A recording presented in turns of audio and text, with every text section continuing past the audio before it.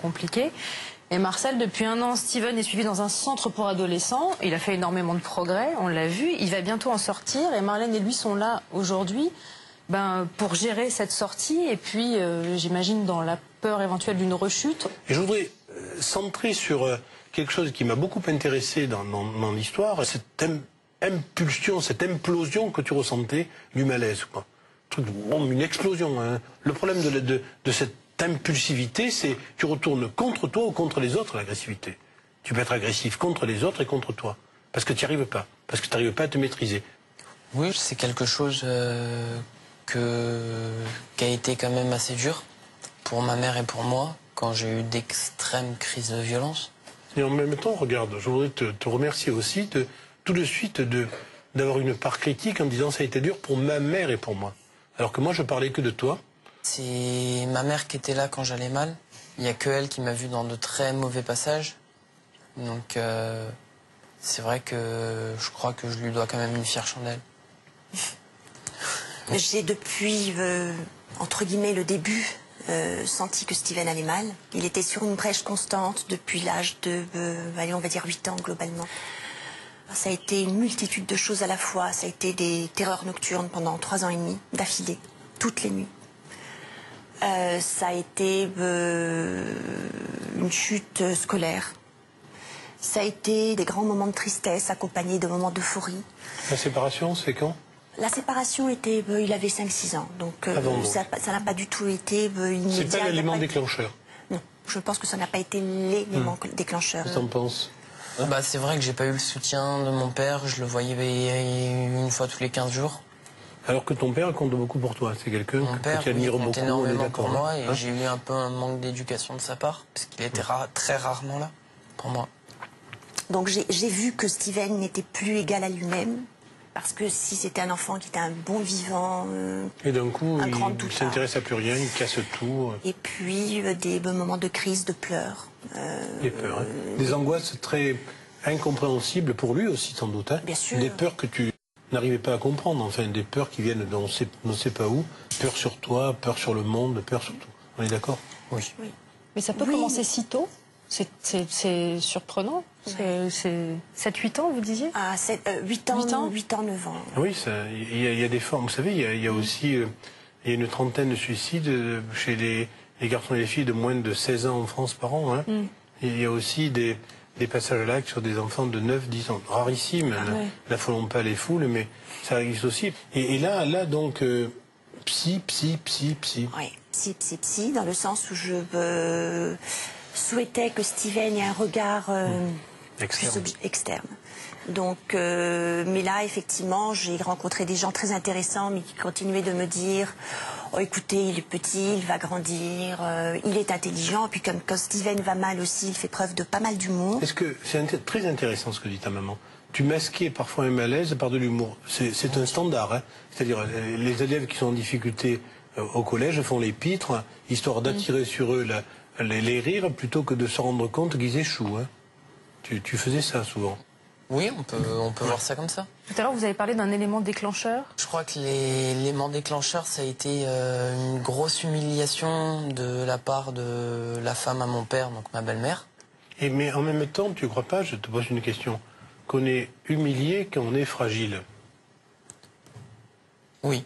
Finalement, quand? Parce que là, quand tu penses à mourir, parce que c'est ahurissant de penser, bon, moi, d'accord, un gosse impulsif, d'accord, une séparation, d'accord, un père admiré, d'accord, une belle-mère parfois un peu rude, d'accord.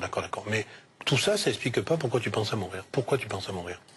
J'ai pensé à mourir, parce que ça a été des moments de grosse dépression et de déprime. Donc, il y a eu des moments où j'en pouvais plus, j'étais à bout. Mais pourquoi? Pourquoi, Steven? Parce que c'était très dur. Je sais pas trop comment ils allaient expliquer pourquoi, mais... Oui, mais c'est intéressant que tu essayes de te rappeler le moment où tu penses la vie ne vaut plus la peine d'être vécue, quoi.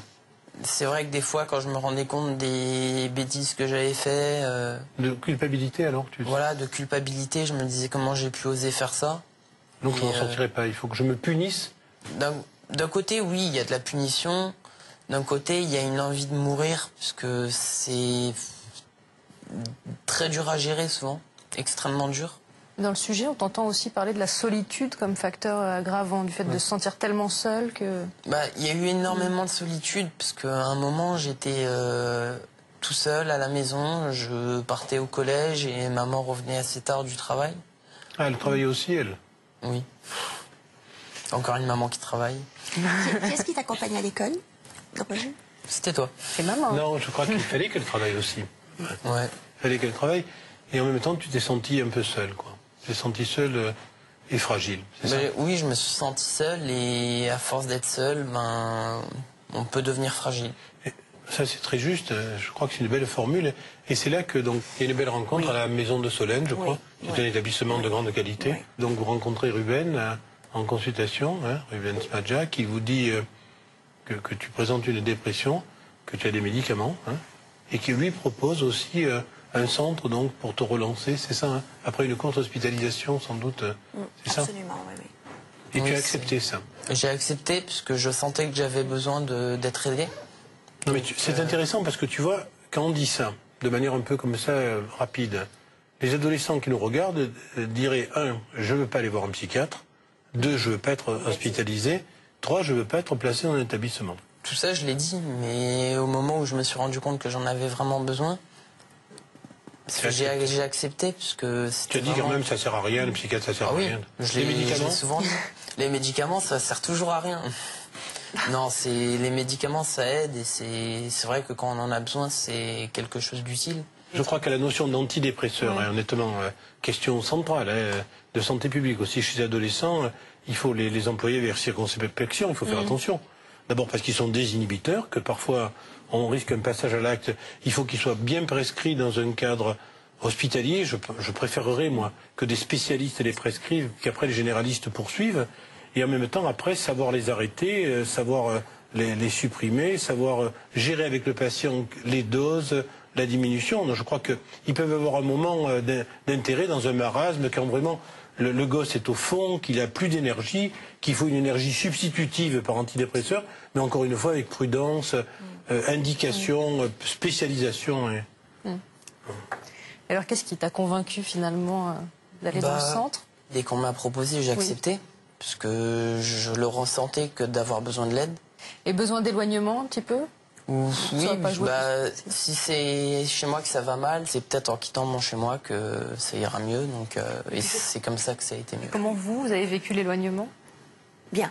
Ouais. Alors, bon, désolé, peut de choquer certains parents. Non, je l'ai bien vécu. À partir du moment où c'est décidé avec l'adolescent. Bien sûr, non, je l'ai bien vécu parce qu'il était indispensable. Lorsqu'un enfant, comme votre fils, est dans une situation aussi grave de vouloir en finir avec ses jours, il faut bien accepter que cette maladie, cette maladie de vivre, mérite un soutien, une hospitalisation, voire un écartement, une série de soins pour après relancer. Je crois qu'on est là dans une situation bien précise où on s'aperçoit que prendre au sérieux la dépression de l'adolescent évite des dégâts importants. Et comment on sait qu'on est guéri? On est guéri quand on est capable de voir que le printemps c'est agréable, qu'on regarde les filles dans la rue, quand on s'intéresse aux résultats de son équipe favorite de rugby ou de football, et on se dit que son père il a des qualités mais qu'on en a soi aussi, et quand on sourit. Alors Steven, le printemps, les filles dans la rue, le rugby, l'escalade, on en est où? Tout ça, oui. Bon, alors tout va bien, a priori. C'est quand les psychiatres ne servent plus à grand-chose qui sont vraiment utiles.